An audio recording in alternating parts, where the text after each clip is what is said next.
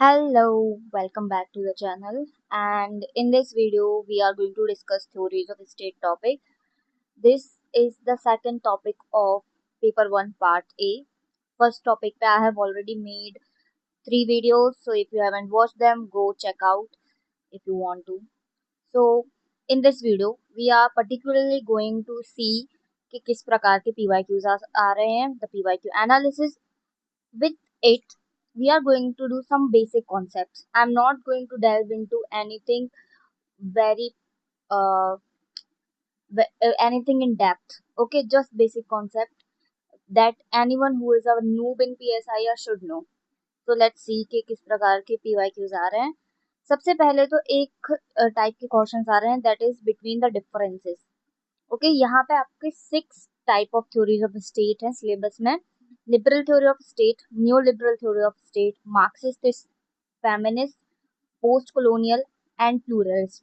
तो एक टाइप के क्वेश्चन होते हैं कि मार्क्सिस्ट और फेमिनिस्ट में क्या फर्क है, लिबरल में और न्यू लिबरल में क्या फर्क है. ओके, प्लूरल और पोस्ट प्लूरलिस्ट और पोस्ट कॉलोनियल में क्या फर्क है. This can be a question. So after doing all of these 6 theories of state, we can draw कि इन सब में फर्क क्या है, especially liberal और new liberal because they are quite close. Liberal and Marxist because liberal का ही critique है Marxism. So these three, one should be very thorough with the differences between these three. Next is impact of globalization, कि भाई globalisation का आपके state के sovereignty पे क्या असर पड़ रहा है. This is a type of question which is coming a lot कि कंटेम्परेरी चैलेंजेस क्या हो रहे हैं. देखो ये वाला and this is same. Including this, जो पर्टिकुलर थ्योरीज ऑफ स्टेट हैं उनमें से भी क्वेश्चंस आ रहे हैं. जैसे एक तो आएगा comment. Okay, comment on pluralist theory, comment of post colonial, feminist, liberal, new liberal. If you want me to do a video कि what are these words, adjectives जो आ जाते हैं कि comment, analyze, examine, elaborate, elucidate, इन सब के क्या मतलब होता है, I can do that. But yeah, comment आ रहा है in liberal theory of state, examine करना what is liberal theory of state. In new liberal, critical examination, comment, and how new liberal state is weakening due to community culture and nation. Okay, ये जो new liberal state है उसकी hegemony कैसे कम हो रही है due to community culture and nation. Then Marxist में आता है कि मार्क्सिस्ट का क्रिटिकली एग्जामिनेशन करो. मार्क्स का इंस्ट्रूमेंटलिस्ट अप्रोच क्या था towards the state and relative autonomy. Also these, ये जो मैंने रेड कलर में करे हैं, these are the PYQ till 2013 and all these pink color is before that. तो ये कुछ ज़्यादा ही पुराने हैं, but I guess in optional it's good to see कि पहले भी क्या आता था. The theory hasn't changed a lot in past. Then feminist में comment of course, discuss the critique of state. Okay, critique of state पे भी बहुत ज़्यादा questions आते हैं. Normal discussion भी आता है feminist theory पे, which is quite frankly very easy. Then post colonial पे comment and Hamza Alvi का overdeveloped state. Okay, pluralist पे Lasky, authority and federalism पे आता है and comment. Also in Marxist state, in 1 year they asked about Lenin also. So I am going to cover that because just to be sure कि पूरा ही coverage हो गया है. If you want to skip it, you can. Now let's go and look at some concepts of this chapter. सबसे पहला concept तो आ जाता है कि भाई state क्या है. It's theory of state, and for someone who is just starting political science, this can be really confusing. पहले बात तो state जो है उसका concept जो है it is not truly defined anywhere. You get different definitions from every philosophers, but कुछ चीजें हैं जो common आती हैं. पहली बात तो there has to be a population, there has to be a territory, there has to be sovereignty, there has to be legitimate use of physical forces. ये कुछ पॉइंट्स आते हैं जो कॉमन ही है. along with that some people add something more, some people reduce something. तो ये होता है। बट ये जो कॉन्सेप्ट है, the concept of state, it is very central to the political science. Political science में रेयरली ही ऐसा होगा कि आप किसी चीज के बारे में बात कर रहे हैं, you are not including the state. यहाँ पे मार्क्स वेबर की जो डेफिनेशन है, you can learn it and put it in your answers, that state is a human community. ये कम्युनिटी है जो कि क्लेम करती है मोनोपोली पे। किस पे मोनोपोली है? Legitimate use of physical force. Police, army, all of these physical forces हैं, उस पर एक ही इंस्टीट्यूट या फिर एक ही कम्युनिटी का लेजिटिमेट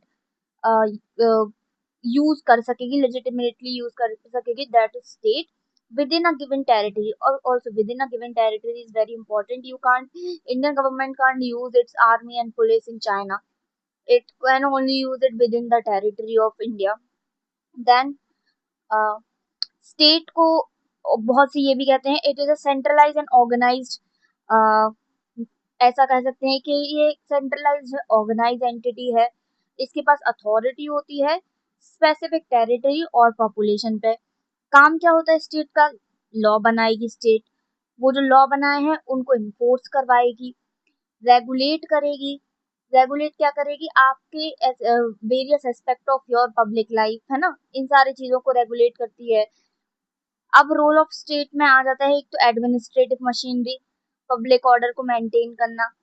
और state also function as an arena. अगर फिजिकल डेफिनेशन ले लें तो आपकी जितनी भी पॉलिसीज हैं, जितने भी लॉज हैं, जितने भी डिसीजन हैं, वो एक पर्टिकुलर एरिना के ही अंदर रहेंगे, वो है स्टेट आपका। ओके। ऑल्सो बहुत सारे जो फिलोसोफर्स हैं, क्रिटिकल फिलोसोफर्स लाइक फूको, ये पोस्ट मॉडर्निज्म वाले, दे ऑल्सो डिनोट स्टेट की ये आपका डिस्कोर्स को भी बदलने में, या फिर it also helps in making the discourse, but that's a post modernist point of view. अब कंपोनेंट ऑफ स्टेट में आ जाएगा, पॉपुलेशन होनी चाहिए, कुछ लोग तो होने चाहिए जिन पे आप गवर्न कर रहे हो। There has to be a defined territory, there has to be a government. Okay, what is government? It's the institutional mechanism जो आपके स्टेट की अथॉरिटी को एक्सरसाइज कर रही है ना। आपकी जो स्टेट की अथॉरिटी है वो एक्सरसाइज कौन कर रहा है? That is the government. There has to be sovereignty. ऐसा नहीं होना चाहिए कि स्टेट है बट उसके जो डिसीजन है वो कोई और ले रहा है, भारत के डिसीजन कोई यूके में बैठ के ले रहा है या फिर यूएसए में बैठ के ले रहा है ना। So these are the components of state. अब आता है कि स्टेट और नेशन में क्या फर्क है। स्टेट जो है ना, इट्स अ पॉलिटिकल एंटिटी जो कि रिस्पॉन्सिबल रहती है governance, law enforcement, representation etcetera etcetera के लिए, है ना। आपका मेंटेनेंस ऑफ पीस, आपके जितने भी आर्म्ड फोर्सेस हैं उनको यूज करना, लॉस बनाना, उनको मेंटेन करना, all of those things. But a nation is shared culture and emotional tie.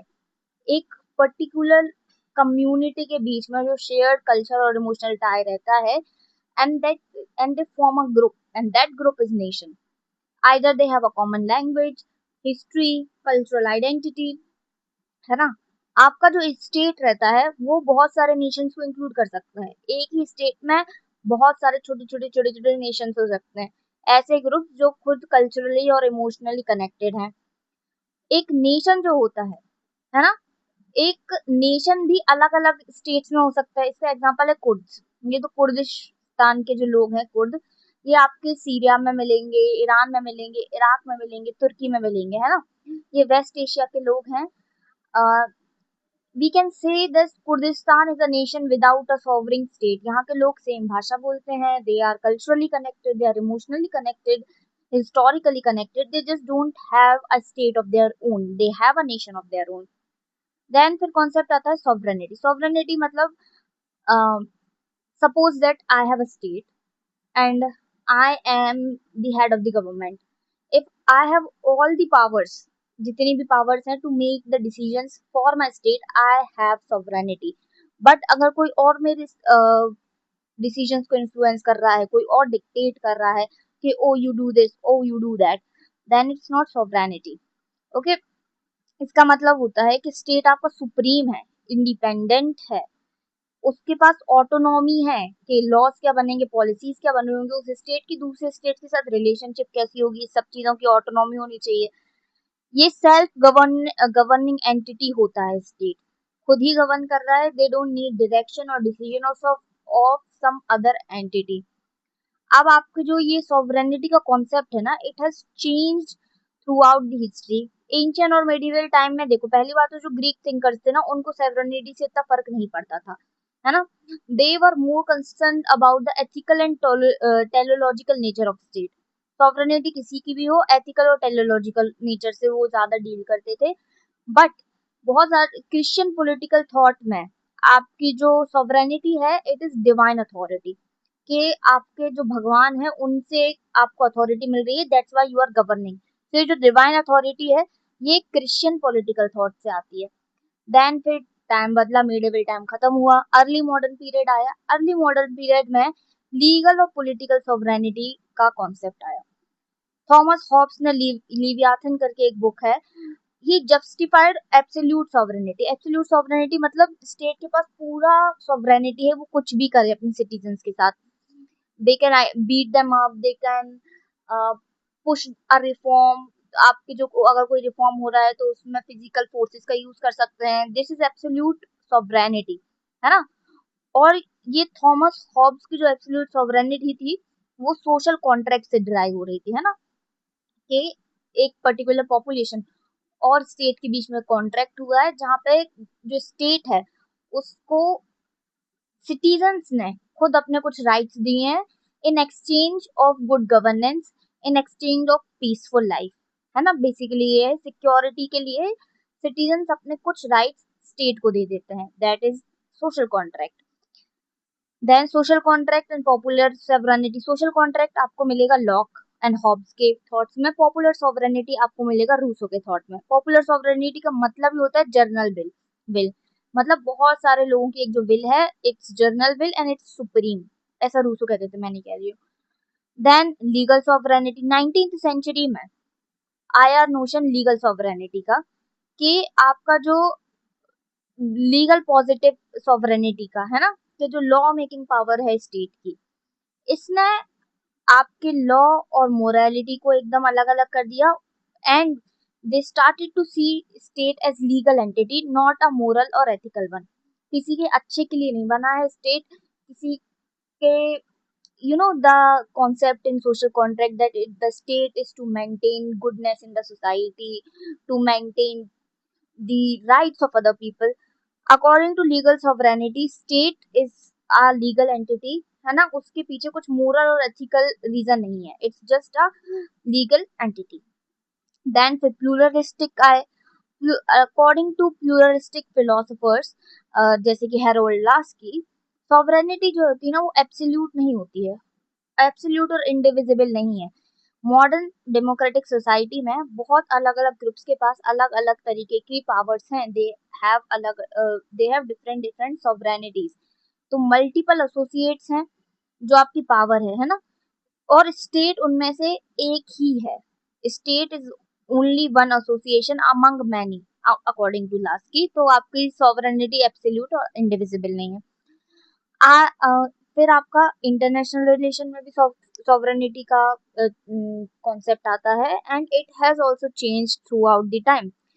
Westphalian time में टेरिटोरियल सॉवरेनिटी बहुत ज्यादा इंपॉर्टेंट होती थी, कि आपके एक टेरिटरी है, एक physical sovereignty. But contemporary time में ग्लोबलाइजेशन हो गया है, ह्यूमैनिटेरियन इंटरवेंशंस बढ़ गए हैं, सुपर नेशनल ऑर्गेनाइजेशन आ गई हैं, ईयू, यूएन, ट्रांसनेशनल एक्टर्स आ गए हैं। इनकी वजह से आज के समय में कहा जाता है कि इंटरनेशनल रिलेशंस में स्टेट की सॉवरेनिटी कम हो चुकी है। और वही post modern and post colonial view आ जाता है। फूको कहता है कि आपकी जो पावर है, it is diffuse through knowledge से, डिस्कोर्स से। ये सिर्फ लीगल अथॉरिटी नहीं है, ये हर जगह है। But I don't think so we are going to read that much. आज के समय में मॉडर्न डेमोक्रेसीज में आप क्या देखते हो? मॉडर्न डेमोक्रेसीज में sovereignty is with the people. Okay, constitution में सबसे पहले जो लिखा गया है, we the people of India. So we hold the sovereignty and we give it to the government. हम स्टेट को दे देते हैं to function our sovereignty. इसको कहते हैं delegated sovereignty. That the people are giving their sovereignty to the state to function. कि हमारी सॉवरेनिटी पे आप फंक्शन करो। The state is a trustee of the sovereignty of the people. अब challenges क्या हैं? ट्रांसनेशनल सुपरनेशनल फोर्सेस आ गई हैं। ये जो कॉन्सेप्ट है वो रॉबर्ट कोहेन और जोसेफ ने, ये दोनों शब्द आप बहुत ज्यादा पढ़ेंगे आईआर में, when we'll reach to IR. They are philosophers in international relationship, not relationship, international relations, and according to them अब न्यू लिबरल इंस्टीट्यूशनलिज्म्स आ गए हैं। जैसे आपने यूरोपियन यूनियन का सुना होगा, यूएन है, एमएनसीज हैं, एनजीओज हैं, these all are transnational actors और सुपरनेशनल फोर्सेस हैं। Okay, then global governance and cosmopolitism. अब आ गया है कि भाई हम अलग अलग राज्य के या फिर हम अलग अलग देश के जो लोग हैं, let's not see each other as different, we all are human. तो यहाँ पे कॉस्मोपॉलिटिज्म आ गया है। नैरो स्टेट के व्यू से let's take interest in global responsibilities. फिर आ गया है कि सब नेशनल चैलेंजर और सक्सेशनिज्म है। आपके देश के अंदर ही सक्सेशन हो रहे हैं, तो इसकी वजह से एक देश की सॉवरेनिटी कम हो रही है। जैसे फ्रांस, नॉट फ्रांस, आपके जैसे कनाडा में है, स्पेन में है, ऑलमोस्ट हर आज के समय के जो मॉडर्न नेशन है या स्टेट है, you will see there is some sort of secession movement going on. And globalisation, this is a very big factor जो आपकी टेरिटोरियल बाउंड्रीज को ही ब्लर कर रहा है। फिर हाइब्रिड गवर्नेंस आ गया है और मल्टी लेवल गवर्नेंस का फॉर्मूला आ गया है कि जो स्टेट्स हैं वो नॉन स्टेट्स एक्टर के साथ मिलके कॉम्प्लेक्स इश्यूज को टैकल कर रहे हैं, क्योंकि मॉडर्न वर्ल्ड के कंटेम्प्रेरी टाइम के जो इश्यूज हैं that can't be tackled just by state. That is why the governments are collaborating with non state actors to tackle the problems. तो इन सब रीजंस की वजह से ऐसा कहा जाता है कि आज के समय में स्टेट की जो सॉवरेनिटी है इट इज डिक्लाइनिंग।